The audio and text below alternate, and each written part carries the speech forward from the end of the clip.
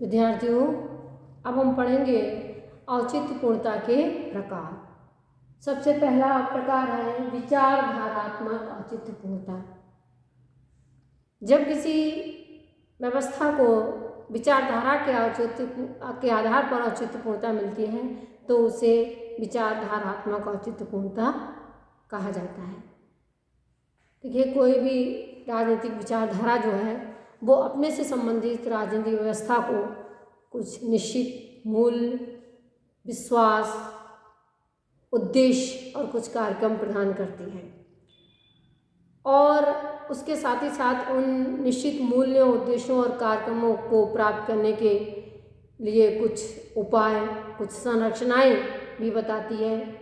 और साथ ही साथ वह राज्य व्यवस्था के द्वारा की जो सीमाएं हैं, मर्यादाएं हैं, वो भी तय करती है और इसके साथ ही साथ शासक उस राज्य व्यवस्था में या उस विचारधारा के अंतर्गत शासक और शासित के आपस के संबंध किस प्रकार से हैं ये भी तय करती है। और ऐसी स्थिति में जब कोई राज्य व्यवस्था जो है उसके अनुसार कार्य करती है तो उसके अनुसार अपने कार्य करती है तो ऐसी स्थिति में जनता जो है उस शासक वर्ग की सत्ता की औचित्यपूर्णता को स्वीकार करती है और इस प्रकार से हम कह सकते हैं कि उससे सहयोग करती है, उसके साथ सहमति प्रकट करती है और इस प्रकार उस राज्य व्यवस्था को जो औचित्यपूर्णता मिली हुई होती है, उसका जो प्रकार होता है वो हम विचारधारात्मक औचित्यपूर्णता कह सकते हैं, क्योंकि उसको सही मानने का आधार जो होता है जनता का वो वह विचारधारा होती है जिसमें जनता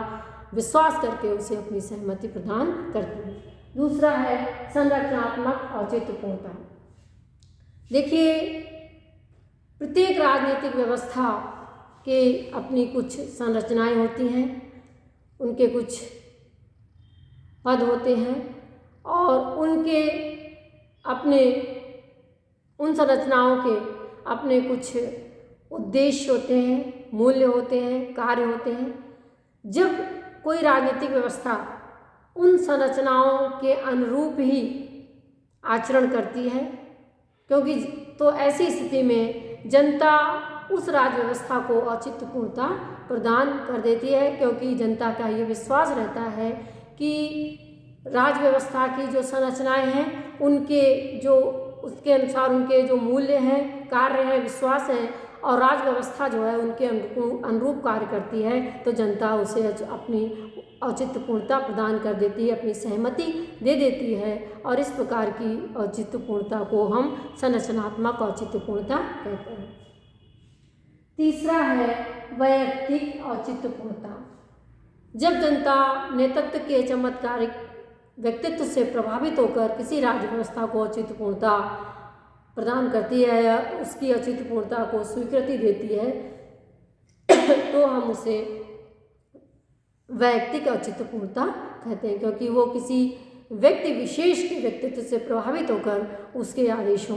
को मानती है, उससे सहमति प्रकट करती है। ऐसी स्थिति में जनता का ये विश्वास होता है कि जो चमत्कारिक व्यक्तित्व जो है वो जो नेतृत्व है वो कैसा है, न्यायपूर्ण है और उचित है और जो नेतृत्व है जो वो उसके हितों की रक्षा और वृद्धि करने वाला है। अब देखिए, नेक्स्ट औचित्यपूर्णता का प्रकार जो है, दो प्रकार बताए हैं, वो रॉबर्ट ए डहल ने बताए हैं और रॉबर्ट ए डहल ने किसी भी राज्य व्यवस्था में औचित्यपूर्णता की मात्रा कितनी है या औचित्यपूर्णता का जो स्तर है उसके आधार पर जो है औचित्यपूर्णता के दो प्रकार बताए हैं। सबसे पहला उन्होंने बताया है उच्च स्तरीय औचित्यपूर्णता वाली राज्य व्यवस्थाएं और दूसरा बताया है निम्न स्तरीय औचित्यपूर्णता वाली राज्य व्यवस्थाएं। तो देखिए,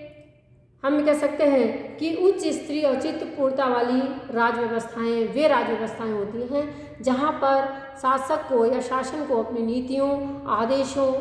और कार्यक्रमों को लागू करने के लिए जो है शक्ति, बल, हिंसा और दमन का सहारा नहीं लेना पड़ता है। जनता का नेतृत्व में विश्वास होता है और जनता जो है नेतृत्व में विश्वास होने के कारण अपनी स्वेच्छा से, अपनी इच्छा से उनकी नीतियों का पालन करती है। और ऐसी स्थिति में चूँकि जनता अपनी स्वेच्छा से शासन के आदेशों की पालना करती है, तो ऐसी राज व्यवस्थाओं में उन राज व्यवस्थाओं के प्रति षड्यंत्र, संघर्ष और विद्रोह जैसी स्थिति भी दिखाई नहीं देती है। और इस प्रकार की राज व्यवस्थाओं को डहल जो है वो उच्च स्तरीय औचित्यपूर्णता वाली राज व्यवस्थाएं कहते हैं। और उनका मानना है कि वास्तव में यही इस प्रकार की शासन व्यवस्थाएं या राज व्यवस्थाएं ही औचित्यपूर्ण राज व्यवस्थाएं होती हैं। लोकतांत्रिक जो राज व्यवस्थाएं हैं उन्हें डहल इसी श्रेणी में मानते हैं कि जो लोकतांत्रिक राज व्यवस्थाएं हैं वो औचित्यपूर्ण राज व्यवस्था, उच्च स्तरीय औचित्यपूर्णता वाली राज व्यवस्थाएं होती हैं, क्योंकि लोकतंत्र में शासन का आधार जनता की सहमति और स्वीकृति माना जाता है। अब दूसरी प्रकार की जो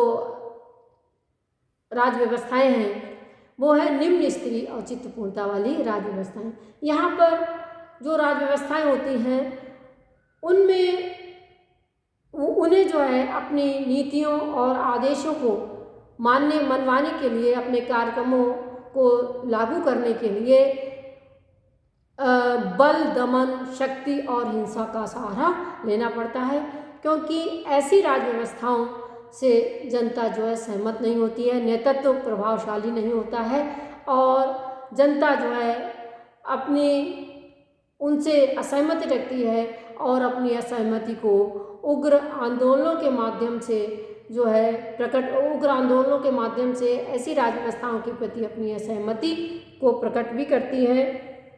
जनता जो है वो नागरिक अवज्ञा आंदोलनों का सहारा लेते हैं और जनता का एक वर्ग जो है वो अप्रकट रूप, गुप्त रूप से उनके खिलाफ संघर्ष और षड्यंत्र और विद्रोह भी करता रहता है या उसमें संलग्न रहता है। तो इस प्रकार की राज व्यवस्थाओं में जो है शासक और शासित के बीच जो है वो सहमति का अभाव रहता है। इसलिए रॉबर्ट डहल जो है इन्हें निम्न स्तरीय औचित्यपूर्णता वाली राज व्यवस्थाएं कहते हैं। जो अधिनायकवादी तानाशाही वाली राज व्यवस्थाएं होती हैं वो इसी श्रेणी में आती हैं। अब हम पढ़ेंगे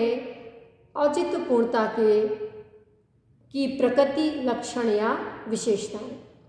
औचित्यपूर्णता या वैधता की सबसे पहली विशेषता है वैधता व्यक्तिनिष्ठ नहीं बल्कि विश्वासनिष्ठ होती है। देखिए, वैधता किसी पद को धारण करने वाले किसी व्यक्ति में निवास नहीं करती है, बल्कि वैधता का आधार जनता का ये विश्वास होता है कि जो शासक वर्ग जो है वो अपने पद के अनुरूप ही कार्य करेगा। अर्थात हम कह सकते हैं कि वैधता में जनता का ये विश्वास होता है, जनता का विश्वास होता है कि जो भी राजनीतिक व्यवस्था है, जो भी शासन व्यवस्था है, उसकी जो भी संरचनाएं हैं, पद हैं, वो सार्वजनिक हितों की रक्षा और वृद्धि के लिए काम करेंगे या शासक और शासित दोनों के हितों की वृद्धि के लिए कार्य करेंगे। इसीलिए एडजॉन जैसे विचारक ने कहा कि वैधता जो है वो शासक और शासित के बीच की कोई जो है वस्तु है, क्योंकि इसमें शासक और शासित के बीच जो है ये विश्वास रहता है। या हम कह सकते हैं वैधता में जनता का ये विश्वास रहता है कि शासन व्यवस्था, उसकी संरचनाएं, उसके जो भी पदाधिकारी हैं वो ऐसा कार्य करेंगे जिसके द्वारा जो है सार्वजनिक हित की वृद्धि होगी और सार्वजनिक हित की वृद्धि से की दृष्टि से वैधता जो है वो उचित है। अगला है वैधता एक मान की आवश्यकता है। वैधता एक साधन है जो ये प्रमाणित करती है कि राजनीतिक व्यवस्था या कोई राज व्यवस्था जो है वो उन्हीं मूल्यों पर आधारित है जिन्हें जनता उचित मानती है। यानी लिप्सेट जैसे विचारक ने भी स्पष्ट रूप से कहा कि समूह राज व्यवस्था को इसी आधार पर वैध या अवैध मानते हैं कि राज व्यवस्था के मूल्य यानी शासक और शासित के मूल्य एक जैसे हैं, या शासकों के मूल्य भी वही हैं जो कि शासितों के हैं। यदि शासक और शासित के मूल्य एक जैसे हैं तो जनता उसे वैध मानती है, जनता उसे स्वीकृति प्रदान करती है। इस प्रकार से वैधता इस बात का प्रमाण है कि शासक और शासित दोनों के मूल्य एक जैसे हैं। तो इस प्रकार से वैधता जो है एक मानकीय आवश्यकता है, वैधता एक मानक है या साधन है जो ये प्रमाणित करती है कि राज व्यवस्था उन्हीं मूल्यों पर आधारित है जो कि जनता के मूल्य हैं या जिन मूल्यों में जनता विश्वास करती है। अगला है वैधता मात्र वैधानिकता नहीं है। कुछ लोगों का मानना है कि यदि कोई कानून प्राकृतिक कानूनों के अनुकूल है, या हम कह सकते हैं कि जो प्रभुत्व राज्य की जो प्रभुत्व शक्ति है उसके अनुसार बनाए गए हैं, या फिर जो है जो वैधता जो है हम कह सकते हैं कि कानून निर्माण की जो प्रचलित प्रक्रिया है उसका अनुसरण करके कोई कानून बनाया गया है तो वो वैध है। लेकिन ये बात सही नहीं है या दृष्टिकोण अपने में सही नहीं है, क्योंकि कई बार कानून जो बनते हैं वो कानून निर्माण की प्रचलित प्रक्रिया के अनुसार बनते हैं, राज्य की प्रभुत्व शक्ति का प्रयोग करते हुए बनते हैं, प्राकृतिक कानूनों के अनुकूल भी होते हैं, लेकिन इसके बावजूद भी जनता उनका विरोध करती है, क्योंकि वो कानून जो हैं वो जनता के मूल्यों के विपरीत होते हैं। जनता के मूल्य और विश्वास जो होता है उसके विपरीत, यानी जनता जिन मूल्यों और विश्वासों में विश्वास करती है, जिन जनता के जो मूल्य विश्वास आदर्श होते हैं उनके विपरीत होते हैं, तो ऐसी स्थिति में वैधानिक दृष्टि से वो कानून सही होते हुए भी जनता उनका विरोध करती है, जनता उन्हें औचित्यपूर्ण नहीं मानती है और उनसे अपनी असहमति प्रकट करती है। और इस प्रकार से हम कह सकते हैं कि राज्य व्यवस्था के वो कानून जनता की नज़र में औचित्यपूर्ण नहीं होते हैं। अगला है वैधता द्वारा शक्ति को सत्ता में परिवर्तित किया जाता है। वैधता वह शक्ति है जिसके द्वारा शक्ति को सत्ता में परिवर्तित किया जाता है। यदि वैधता का अभाव है तो वो शक्ति सत्ता नहीं कहलाती है, बल्कि ऐसी शक्ति क्या कहलाती है, बल या दमन कहलाती है। तो इस प्रकार से किसी शक्ति को जब वैधता का तत्व उसके साथ जुड़ जाता है तब वो शक्ति सत्ता कहलाती है। अगला है वैधता सत्ता को स्थायित्व प्रदान करती है। वैधता ही सत्ता को जो है स्थायित्व प्रदान करती है, क्योंकि वैधता के द्वारा ही किसी सत्ता को सहमति मिलती है और जब उसे सहमति मिलती है तो वो प्रभावपूर्ण होती है, और जब वो प्रभावपूर्ण होती है तो वो स्थायी होती है। जनता बहुत लंबे समय तक जो है उसके आदेशों की पालना करती है। तो इस प्रकार से वैधता के कारण ही सत्ता को स्थायित्व मिलता है।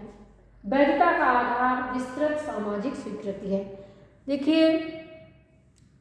वैधता का अर्थ सहमति, शासितों की सहमति से लिया जाता है, लेकिन सहमति का अर्थ जो है मात्र समाज के कुछ लोगों की सहमति से नहीं। जैसे यदि समाज के जो अभिजन वर्ग हैं, जो विशिष्ट वर्ग है, धनवान लोग हैं, तो यदि ऐसे लोगों की सहमति जो है तो वो वैधता नहीं है। वैधता में सहमति संपूर्ण समाज की जो है सहमति होनी चाहिए, और हम कह सकते हैं कि संपूर्ण समाज की सहमति, सामान्य सहमति और जो है स्वीकृति होनी चाहिए। और यहाँ पर संपूर्ण समाज की सहमति और स्वीकृति किसी शक्ति के आधार पर ली हुई नहीं होनी चाहिए, किसी दबाव के आधार पर वो स्वीकृति और सहमति नहीं होनी चाहिए, दमन के आधार पर ली गई स्वीकृति और सहमति नहीं होनी चाहिए, बल्कि समाज की वो जो सहमति है वो ऐच्छिक होनी चाहिए, विवेकपूर्ण होनी चाहिए, और हम कह सकते हैं कि विश्वासपूर्ण सहमति होनी चाहिए।